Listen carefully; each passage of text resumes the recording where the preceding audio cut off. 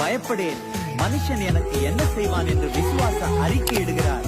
வெற்றியை சுதந்திரிக்கிறார் தாவீது. இதுதான் சங்கீதம் 56. இறைவனை நம்பி இருக்கிறேன், எதற்கும் பயப்படே.